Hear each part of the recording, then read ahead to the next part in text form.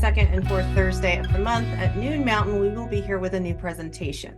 During this presentation, you may come up with questions. If you do, please use the Q&A button on your screen to send in your questions as you are all muted during this presentation. Doug will address those at the end. Now I would like to introduce you to today's presenter, Douglas Mudd. Doug is the curator, director of the American Numismatic Association, Edward C. Rochette Money Museum in Colorado Springs, Colorado. He is responsible for developing, planning, and content of the museum's exhibition program and the organization and care of the A&A collections. He has created dozens of numismatic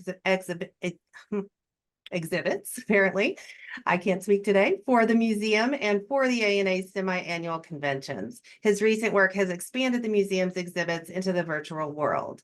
Doug will be presenting Colonial Currency, German East Africa, and Doug, it's all yours. Thanks very much, Paula. Let me see if I'll start sharing the screen. And so yeah, welcome everybody. We'll be talking about a subject which I find very interesting and discovered about, nearly 20 years ago, and started really looking into. So this is one of those areas of numismatic history that are so frequently touched upon when you see some unusual piece or something like that, and then if you spend the time to start looking into it, you find out there's a whole story. Well, German East Africa has fascinated me because of its location in one of the last regions of Africa to be explored. The old phrase darkest Africa referred to Central Africa and East Africa equally for many decades, and its exploration was the stuff of legends.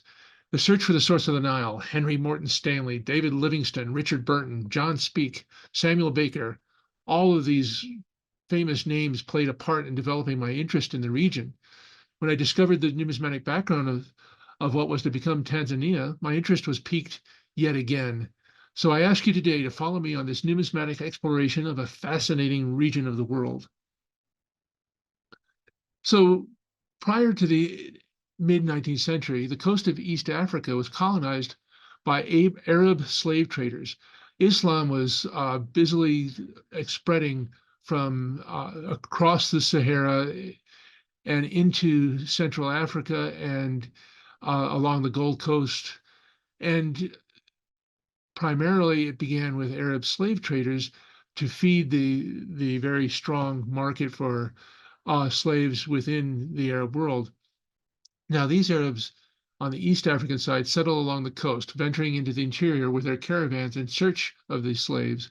As they began to penetrate further into the interior, they also discovered ivory, which in time became as important to their commerce as the slave trade. Tabora and Ujiji on Lake Tanganyika became the most important trading posts along these routes. In East Africa, during the early to mid-19th century, there was no central authority large or powerful enough to establish a universal currency standard. Nevertheless, people needed money, and there appeared an ad hoc monetary standard of sorts over the course of the century as Arab slavers, Indian merchants, and Omani Zanzibari sultans increased their influence in the area. This standard was based on the use of cowrie shells, Indian rupees, and Maria Theresa thalers. All three were introduced from abroad through trade. Cowrie shells from the islands of the Indian Ocean, Maria Theresa thalers through Arab traders, and there's a fascinating story that goes with those because these are all dated 1740, and they all date from the time of Maria Theresa, 1780, I'm sorry, Maria Theresa, and were issued by Austria, the Austrian-Hungarian Empire.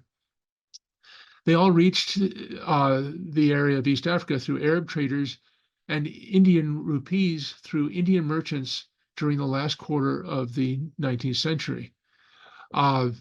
It's an interesting story that goes behind these because when the British started going into East Africa, they were shocked when the natives were unwilling to take British gold sovereigns. They wanted to have cowries, or they wanted these Maria Theresa thalers, and the English were insulted. One of the explorers apparently went to the local British consul and complained that the natives wouldn't take the good British coinage, and created a little bit of a furor. Eventually, London actually created its own thalers to make sure that they were acceptable within the region. The first Europeans to show interest in East Africa were missionaries of the London-based Church Mission Society. At this time, other explorers were active in their attempt to locate the source of the Nile River, thus stimulating more interest in the region. These geographical explorations probed deeper and deeper into the interior, eventually leading to the discovery of Lake Victoria and Lake Nyassa by Richard Burton and John Speke. These men were soon followed by such well-known adventurers as David Livingstone and H.M. Stanley. The Germans, though latecomers to colonialism, were able to stake claims to huge areas of the southwest, east, and west, and the Gold Coast of Africa during the last decades of the 19th century. They acquired these territories with the approval of the great powers, the European great powers, who met at Berlin in 1884-85. In 1884, at the request of Portugal, German Chancellor Otto von Bismarck called together the major European powers to discuss control of Africa. 14 countries were represented at the conference, and on November 15, 1884, they joined together to discuss the fate of this whole continent. Of course, very few Africans were even aware that this existed, and I believe only the king of Ethiopia was actually involved in any way at all. So these countries were Austria-Hungary, Belgium, Denmark, France, Germany, Great Britain, Italy, the Netherlands, Portugal, Russia, Spain, Sweden, Norway, Turkey, and the United States. France, Germany, Great Britain, and Portugal were the major players in the conference as nations that already had large colonies within the continent. At the time of the conference, 80% of Africa remained under local rule. What ultimately resulted was a hodgepodge of geometric boundaries that divided Africa into 50 countries. This new map of the continent was superimposed over the old tribal and cultural boundaries and regions of Africa. The new countries divided coherent groups of people and merged together disparate groups with results that are still felt today. We hear it in the news even on a yearly basis, even monthly basis sometimes. German East Africa was located in Eastern Africa in what is now part of Tanzania, Rwanda, and Burundi. The Germans first laid claim to these territories in 1885 when the Deutsches Ostafrikanische Gesellschaft, the German East Africa Company, was formed to colonize and exploit the resources of the region. Germany, together with Great Britain, focused its interest upon East Africa. These efforts began in 1884 when Dr. Karl Peters, one of the founders of the German Colonization Society, with an aim to bring Germany into the light of leading powers by having colonies just like the other major countries such as Great Britain, set out for East Africa in search of a suitable colony. In November of that year, Peters succeeded in concluding a series of so-called treaties with the local chiefs. Kaiser Wilhelm II accepted these somewhat spurious claims as valid, whereupon the German government declared a protectorate over the region in 1885. The German East Africa Company was organized to administer the newly acquired colony. At the time, the Sultan of Zanzibar also held a vaguely substantiated claim to much of the territory on the mainland. They were in charge of the island of Zanzibar. They were originally Omani sultans that had transferred from Oman due to Saudi Arabian pressure on their original homeland. They decided to relocate their capital to Zanzibar and began exploiting the coastal area of what became Tanzania. In 1891, after several native uprisings, Germany took direct control of the colony and made it a crown colony of the German Empire. By 1898, Germany succeeded in occupying all of the interior, and the Sultan of Zanzibar's claims were repudiated when the joint German and British agreement was reached to end the Sultan's claim within German East Africa in 1914 for a payment of 200,000 pounds to the Sultan, who was not allowed to take part in the decision itself. And here you can get an idea of the terrain. Basically, it's hot savanna bounded by coastal swamps in the east, temperate central highlands, which were a prime area for colonization because they were much like the European areas of the lower parts of Switzerland or the high parts of Italy in the north. The lake region in the west was bordered by a jungle in the north and forest in the south. This also was a popular area for European settlement where they were able to survive without some of the disease issues and heat that you had in other parts of the colony. The German East Africa Company quickly set about establishing plantations, improving coastal harbors, and building railroads.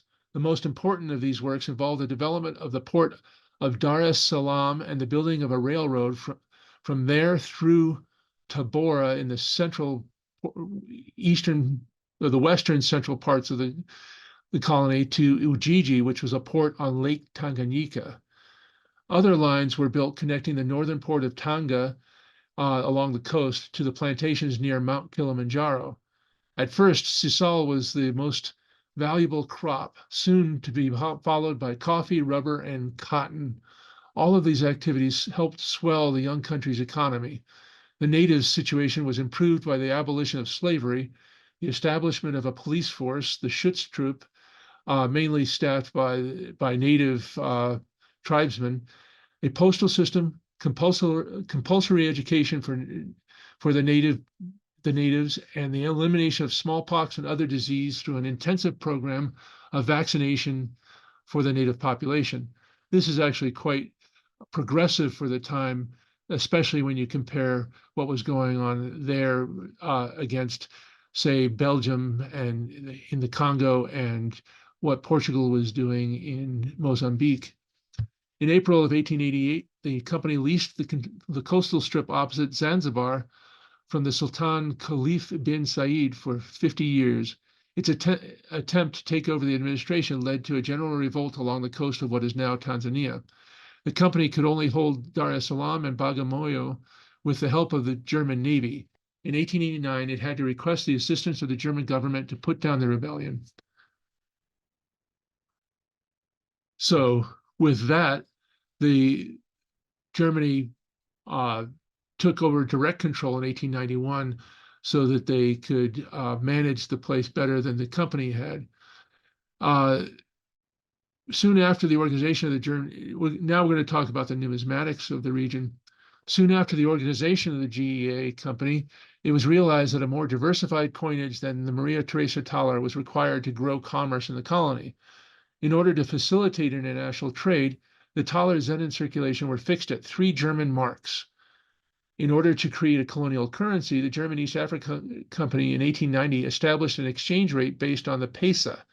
The pesa, derived from the Indian denomination of the pice, was long familiar to Arab and Indian traders, and thus was assigned the value of 64 pesa to 1 rupee. This coin was minted for 3 years before being dropped in favor of a new currency tied to the German mark. So here's the initial coinage of the German East Africa Company. It's got Arabic on the reverse and then proclaims the German East Africa Company with the German imperial eagle at the center. In 1891, the relationship between the German East Africa Company rupee and the German mark was fixed at 1 rupee was equal to 1.33 marks, or in other words, 4 marks was equal to 3 rupees. The name rupee was adopted for colonial use to distinguish the coinage from the Indian and other rupees then in circulation. This is rupee spelled with R-U-P-I-E instead of R-U-P-E-E as the English would spell it. Silver coins in the denomination of quarter, half, 1 and 2 rupees were struck between 1892 and 94. They were minted in Berlin of 0.917 silver and to a common design. The obverse featured Wilhelm II in military uniform, wearing a helmet with the German eagle perched on top. The legends surrounding the bust of William reads William II, Emperor. The reverse bears the arms of German East Africa Company, consisting of a lion and palm tree with a date beneath. The inscription surrounding the central shield reads Deutsches Ostafrikanische Gesellschaft, with the value expressed in rupees below. So this is a 2 rupee piece. One of the key piece in the series. Is the rarest and hardest to get of the collector series. The production of this series commenced in 1891 and lasted until 1904, when the final company rupee coins were struck. Some years saw no mintage figures, as the coins were struck only to meet the demands of existing commerce. Mintage figures for German East Africa Company coins are low as compared to the later government issues, making them relatively expensive today. So here you have the full range of the silver with the rupee. You saw the 2 rupee on the other slide, the half rupee, and the quarter rupee. By 1981, the German government realized that the East Africa Company was unable to manage the colony. The imperial government, anxious to exploit the colony's potential and to develop railroad communication, declared a protectorate over the region formerly ruled by the company, and settled financial accounts with colonists and natives, and then took over the colonial administration.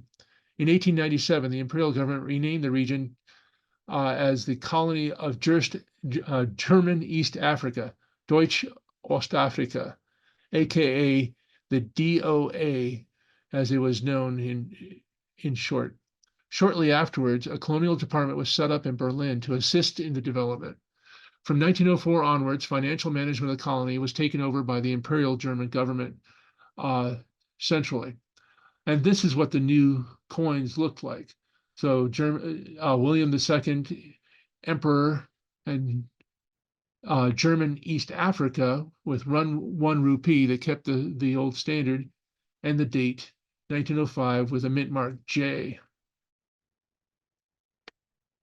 And this is what the new coins looked like. So you had a 1 rupee. They abolished the 2 rupee piece.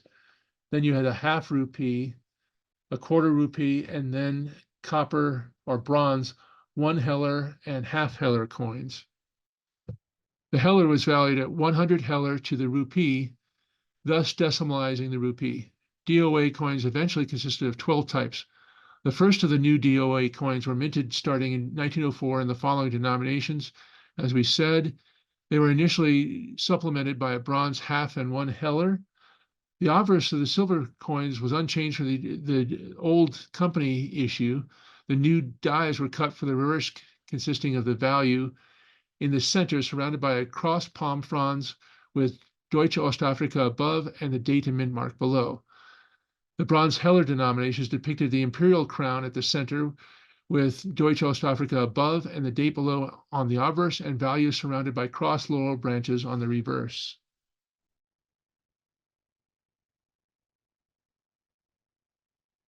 New 5 heller and 10 heller copper nickel coins were added in 1908.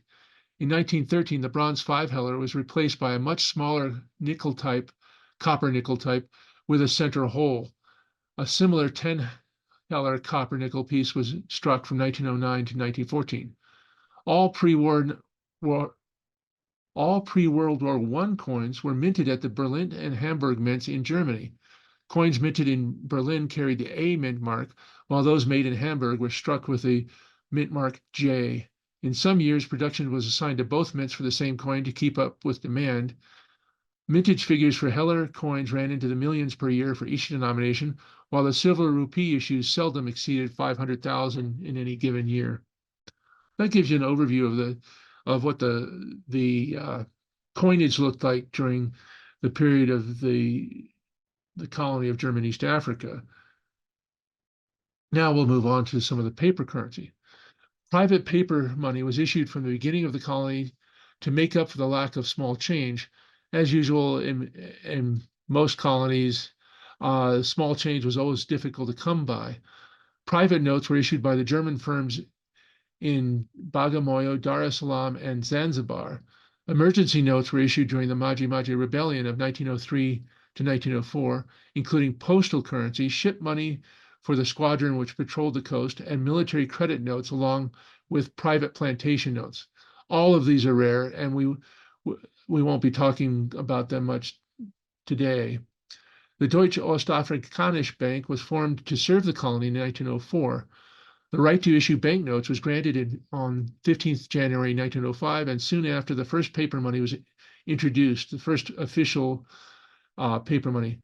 These notes were produced by the Leipzig firm of Geiseke and de Vriend on special paper with the company's cross and star watermark pattern. 5, 10, 50, and 100 rupee notes were issued. In 1912, a 500 rupee note was added as well. These were issued in Dar es Salaam and featured the following common elements: red serial numbers, the words Deutsche Ostafrikanische Bank at the top, the value in writing, and numerals, and the printer's name appearing in the lower right border of the front. The 5 rupee banknote was an engraving of a lion and lioness in the veldt.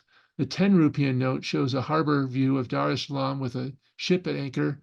The 50, 100, and 500 rupee denominations carry the portrait of Kaiser Wilhelm II in military uniform. The reverse consisted of geometric patterns containing the bank name with the denomination words and numerals. The notes mostly circulated in the coastal cities, though they could be found throughout most of the colony. The coins were preferred in the interior.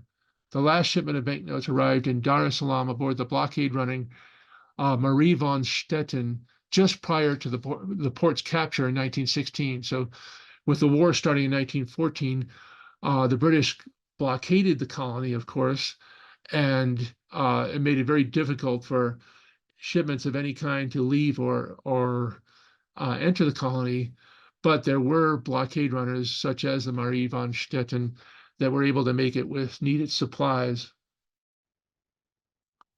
Here's what the notes looked like. So here's the 100 rupee. As you see at the front, on the front, you see a nice image of the Kaiser, and the design is attractive. On the reverse, you had geometric designs all mixed in, a little bit busy, but an interesting note. Here's the 5 rupee note. This is my favorite image of the note series. The 2 lions on a hillside overlooking the veldt. Very nicely done. And the reverse with the geometric designs with some color added. Well, now we'll go on to some history. German East Africa attracted my attention originally because of its role in World War I. This is one of the several colonies in Africa that the Germans had, but it was the only one to put up a prolonged resistance against the Germans. And it did so because the military commander of the troops in East Africa was very successful in conducting a modern style guerrilla war that has since become a model of its type. At the outbreak of World War I, Lieutenant Colonel Paul Emil von Lettow-Vorbeck, a member of the traditional Prussian officer corps, he was one of the landed gentry of the country, not wealthy, but had a title, and people from his class were the officers of the German army throughout this period. He was commander-in-chief of the military forces in German East Africa in 1914 at the start of the war. He had 218 white officers and NCOs with 2,542 Askaris, native troops, under his command. Von Lettow was a scion of a famous Prussian military family, and his military experiences included action in the Boxer Rebellion and in German Southwest Africa, today's Namibia, during the Hottentot and Herero Rebellion of 1904 through 1908. But it is his exploits in German East Africa during World War I for which he is renowned. He was one of the very few German leaders to be generally acclaimed a hero by both sides in the conflict, including those Allied generals who fought against him. And for over 4 years during World War I, he kept large Allied forces chasing him, but always succeeded in defeating or avoiding enemy attacks and evading capture or destruction. He was following his goal, which was to help the homeland by diverting as much Allied manpower and resources as possible in order to enable a German victory in Europe. And here you have two great pictures of him and his Askari, the native troops at rest. One of the things that was outstanding about von Lettow was that he treated the native troops as regular European troops, in that he provided education and he provided support for them, and treated them as regular soldiers in a way that European colonial powers, other European powers, did not. So he created a force that was quite respectable. Von Lettow had only sporadic communication with his government after the commencement of hostilities in 1914, and no communication whatsoever after 1916 with the homeland. So his mission was to use hit-and-run tactics to tie down as many Allied troops in East Africa as possible. And over 130 different generals with troops from Britain, Belgium, Portugal, South Africa, and India, as well as African colonial troops, went into action against a maximum of 15,000 German soldiers during the course of World War I.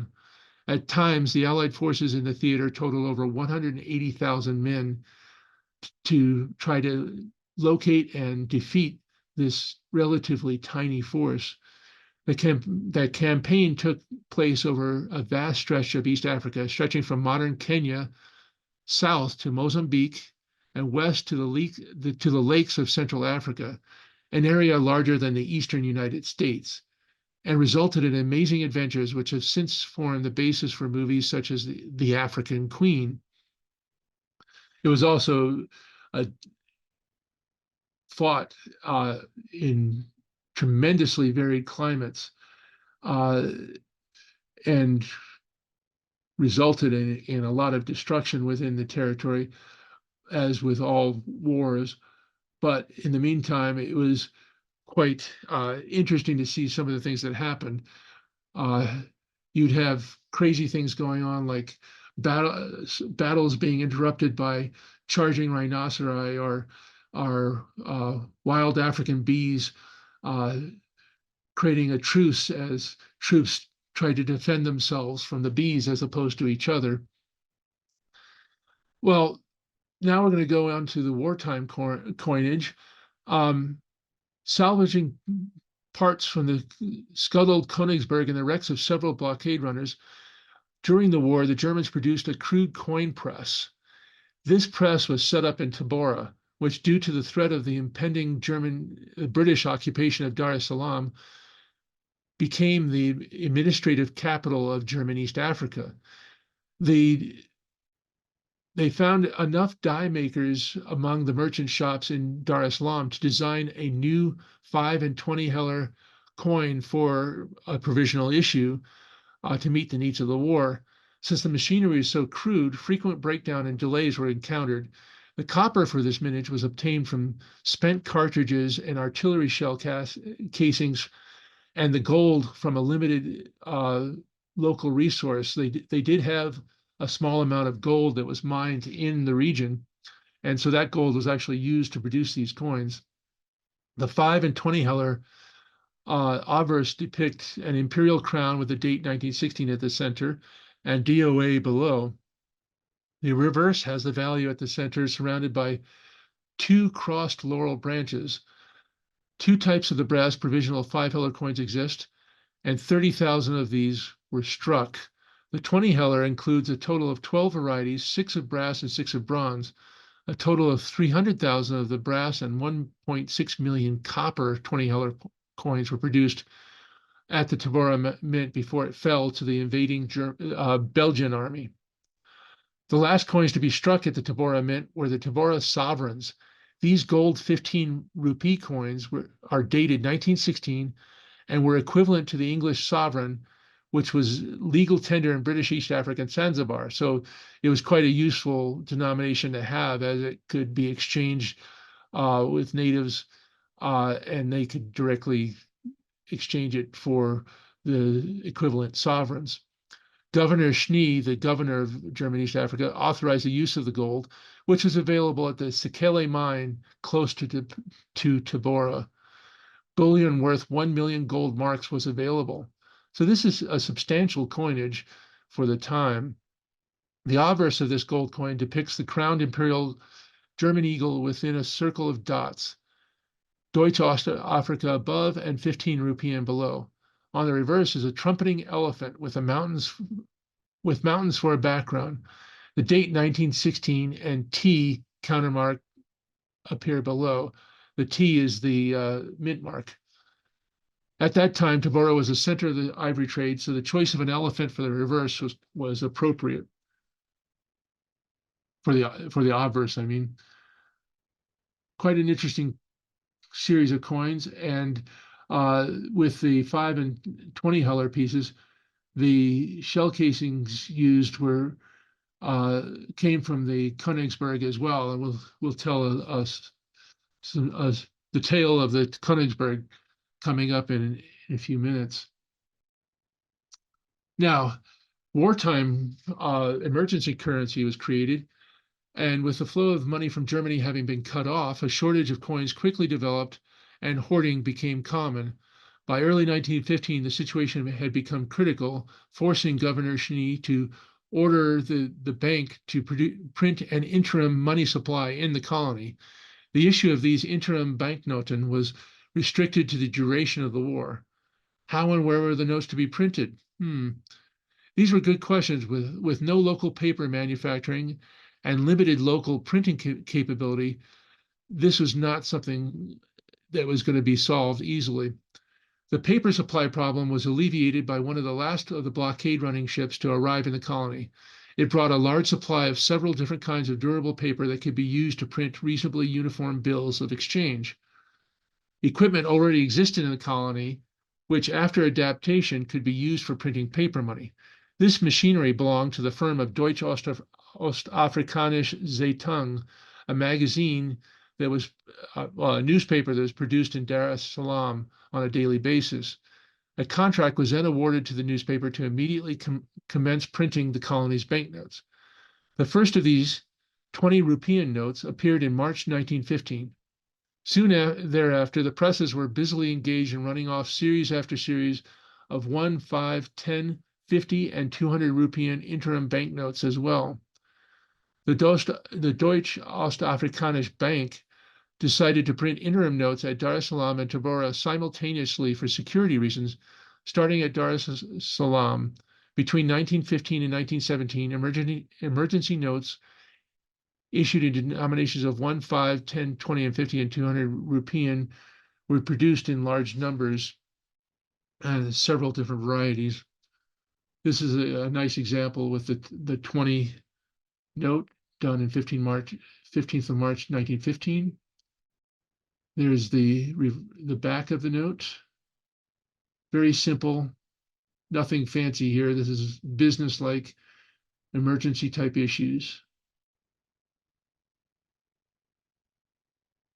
And you can see this is done August 15th, 1915 for the 5 rupee, and the legal verbiage on the reverse and a serial number. And one of the more common types, the 1 rupee, produced in February 1st, 1916. And then a very crude note done in July of 1917, one among the very last of these pieces to be produced. This series of emergency money produced while fighting in the veldt were described as bush notes. They were of 4 denominations only, 1, 5, 10, and 50 rupiah, and bore the inscription Interim's Banknote, as did their predecessors. All are dated 1st July 1917, except for the 50 rupiah, which carries a date of 1st October. The notes were hand-signed by bank officials Stelling and Kirst and meticulously numbered as before. They contain the simple phrase, Wir zahlen gegen dies Note. We count this note as, with a value expressed below. So this is a very, very simple development done in crude conditions very quickly. But they were accepted and used quite a bit. They show a lot of wear. There's not a huge number of them still around. There's the reverse, the back. Now we'll move on to some of the stories from this period. The story of the Königsberg is really interesting. Here was a ship that basically got stuck in the area because at the time war was declared, the Königsberg, a light cruiser, was doing a world cruise and had reached East Africa and was involved in various celebrations and ceremonies during the time.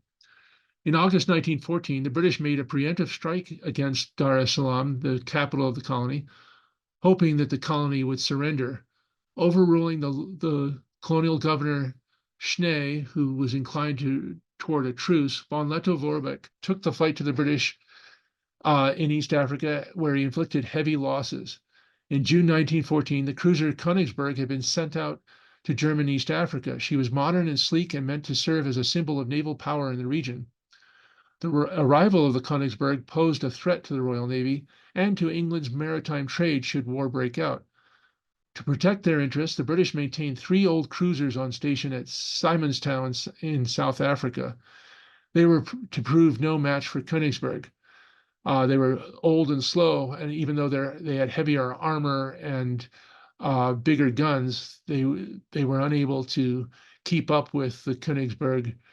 Prepared for her role of sea raider, Captain Max Loof had no wish to be caught in the port should war be declared, so on July 31st he put out to sea. The next day, during a heavy rain squall, Königsberg narrowly escaped the British Cape Squadron of the 3 cruisers, which had been sent up to intercept her. War having been declared in the interim, Loof headed north to interdict the sea lanes in the Gulf of Aden. Within days, she had captured and sunk the city of Winchester, the first merchant ship casualty of World War I. On 20th September 1914, she surprised and sank the British protected cruiser HMS Pegasus in the Battle of Zanzibar. This, of course, created a great deal of anger and perturbed, got the British upset enough to want to really go after the Königsberg. So new resources were sent. Scenes from the blockade. Here we have scenes from the blockade and sinking of the Königsberg. Over the next few months, the British sent the first airplanes into the region in order to try to scout where the Königsberg was. And eventually, the Königsberg was trapped because they had to do repairs and cleaning of their engines, and they had to stop at the east coast of the colony. Well, because the British were blockading so closely, they were forced to hide in the Rufiji River Delta, which was a huge area. You're talking about 100 square miles of delta in which they could hide. So the Königsberg was trapped by British forces. Over a period of 6 months, the British finally were able to destroy the ship, but only by bringing extra cruisers. And since they were unable to steam into the river and destroy her, they set up a blockade. After several attempts to sink the ship during the Battle of the Rufiji Delta, the British sent 2 monitors, which are heavy, basically barges, not really intended for long distance cruising, but they were set up with very large guns for their size and had a very shallow draft to operate in shallow coastal waters. They were sent from England, the Mersey and the Severn, to destroy the German cruiser. After months of sailing around Africa, the monitors got close enough to the Königsberg to finally destroy her on July 11th, 1950. They severely damaged the cruiser, forcing her crew to scuttle the ship. The surviving crew salvaged all 10 of her main guns, which became part of von Lettow-Vorbeck's artillery and joined the campaign in East Africa. The Königsberg was partially broken up in 1963 to 1965 for scrap, and the remains sank into the riverbed. So the remains of the ship were on view for many decades after the war. The guns were managed to be used during the war, and several of her guns still are on display at various places in South Africa and in modern Zimbabwe and other places. Now, General von Lettow-Vorbeck was never defeated in battle and only surrendered his troops after learning about the armistice 3 days after the cessation of fighting in Europe. Von Lettow finally surrendered on 25th November 1918, 2 weeks after the official armistice of 11th November 1918 at Abercorn in modern Zambia. At the time of the surrender, 155 Germans and 1,168 Askaris laid down their arms and were granted full honors of war. The British repatriated the white German soldiers, but confined the Askaris in squalid camps. General von Lettow-Vorbeck refused to leave Africa until he had won promises of decent treatment for his troops and their early release.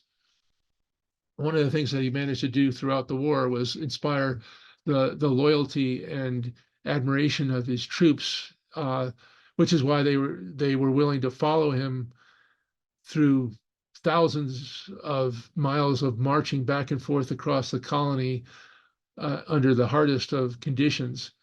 But right up to the end of the war, he was being chased, and the British had to send out bicycle couriers to try to find him in order to give him a copy of the newspaper that announced the peace and the surrender of Germany before he would actually surrender. Returning to Germany as a national hero, von Lettow-Vorbeck became active in politics and tried to establish a conservative opposition to the Nazis. He was able to bring some of his black officers with him to serve in the German Freikorps, which was the militia that was activated in order to stabilize the German riots and everything that were going on in the immediate aftermath of World War I. When Hitler offered him the ambassadorship to the court of St. James in 1935, I won't tell the quote completely, he told Hitler to go F himself, obviously not making himself popular with the Nazis. Although repeatedly harassed by the Nazis, he survived their regime due to his popularity as a genuine hero of the old school. He was remembered as a national hero as being the only German general undefeated during the war, and as the last of the German leader of the last of the German forces to actually surrender. The old general never forgot his Askaris, and he returned to East Africa in 1953, where his surviving soldiers tearfully welcomed him by carrying him through the streets of Dar es Salaam. Upon returning to Europe, he campaigned to provide for their welfare. And when he died at the age of 93 in 1964, the West German government and the Bundeswehr flew 2 former Askaris as state guests so they could attend the funeral of their general. One of the things that made him interesting was the fact that he did care for his troops as much as he did.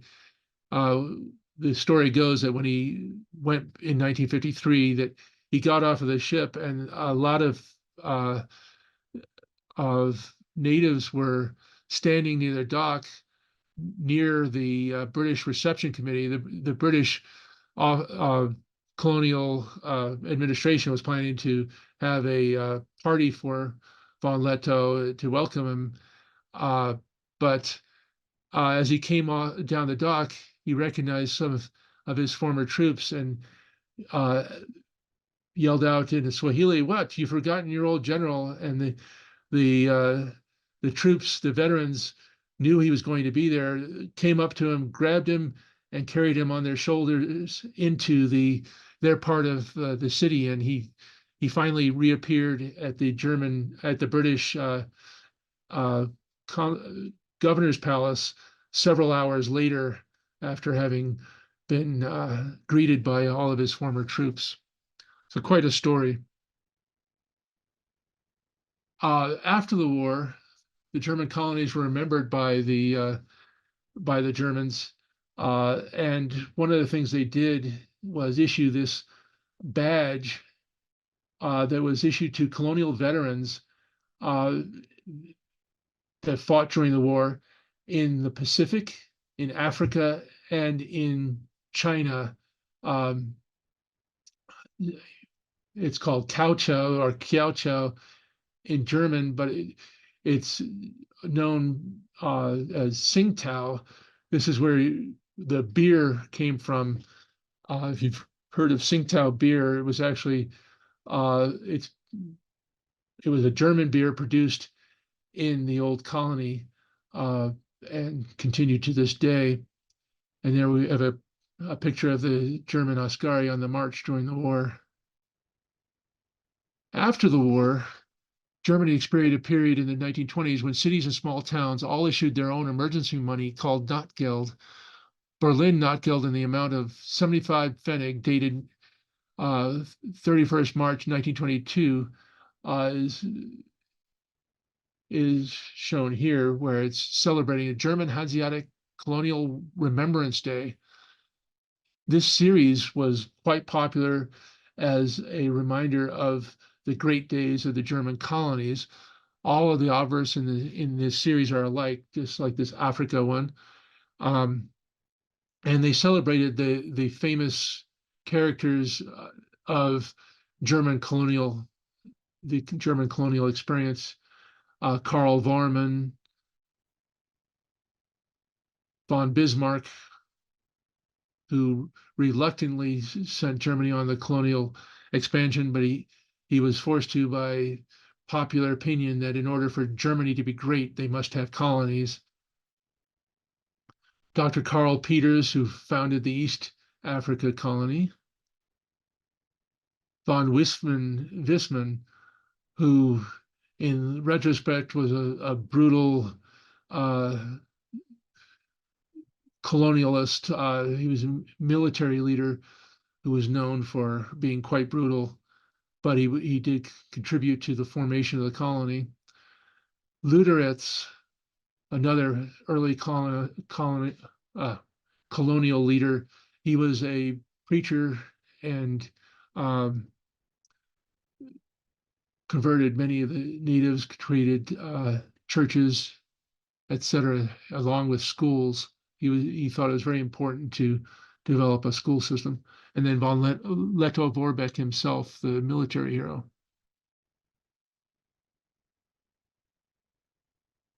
Here's another example of this Notgeld, the Deutsch Hanseatischer Colonial Gedenktag again. And these were issued by the Hanseatic company, which was a cruise company, in order to encourage Germans to go visit the old colonies, I guess. So you have one for German East Africa, Southwest Africa, Cameroon, Togo, and Kaochao in China, and then Sudsi, where the Germans had a colony that was later taken over by the US. A few months after von Lettow-Vorbeck's death, the old warrior's fondest wish became reality when the West German Bundestag voted to deliver back pay to the 350 surviving Askari veterans in Africa. The Weimar Republic had provided pension payments to these askaris. Due to interruptions during the Great Depression and World War II, the Parliament of the Federal Republic of Germany voted in 1964 to fund the back pay of the askaris still alive. The West German embassy at Dar es Salaam identified approximately 350 askaris and set up a temporary cashier's office at Mwanza on Lake Victoria. The British at the time were making fun of them, saying that any old beggar would come out of the jungles and claim the pay, but only a few of the claimants, the actual veterans, were able to produce the certificates given to them in 1918. Others provided pieces of their old uniforms as proof of service. The banker who had brought the money came up with an innovative idea in order to have each of these veterans prove that they were veterans. They should step forward, and he handed them a broom and ordered them in German to perform the manual of arms. Not one of them failed the test, to the chagrin of the British that were looking on. And with that, we end our story, and I hope you enjoyed our little safari into a little known piece of numismatic history, along with some history of World War I. Thank you. And as Paula said, we will entertain some questions at this point, and I'm going to get out of the share here. Just a second. So I'll give everybody a couple of seconds to post any questions in their Q&A while I kind of wrap up and just let everybody know what happens here normally. So I just want to thank you, Doug, very much, and thank everybody who joined us today. Our NumismaTalks are being recorded and are available to our members on our new e-learning academy. Please be sure to check back for future programs on our website under money.org and the education tab. So first question, what was the T mint mark? The T mint mark was the emergency mint mark used for Tabora. So the coins for the T mint mark are pieces that were actually produced during World War I at Tabora in the western central part of the colony. Right. Give it a minute, and then if not, we will wrap up. There's a thank you, Doug. So yeah, I hope everybody enjoyed the story. There's some really interesting pieces to be collected, but to me, what makes them even more interesting is the stories that go with them, because there's quite a bit of literature available on this period, and if you go into it, there's some very interesting stories that go along with things like, if you've seen the movie Out of Africa, it turns out that the heroine of the movie actually met Van Leto Vorbeck just before World War I when she was going to Kenya, and became a lifelong friend of his. And the British generals, for example, that fought against him actually helped him survive the period of before World War II, because the Nazis were harassing him for his anti-Nazi stance, and they even cut down his pension. So he was surviving in a very small apartment with limited food, and several of his enemies actually sent care packages to him and assisted him to survive during that period, which is very interesting. It's very rare that you have an enemy having such a close relationship with you. For sure. So I just want to thank you again, Doug, and thank everybody that joined us. I hope you check back to see what's upcoming. Everybody have a great day.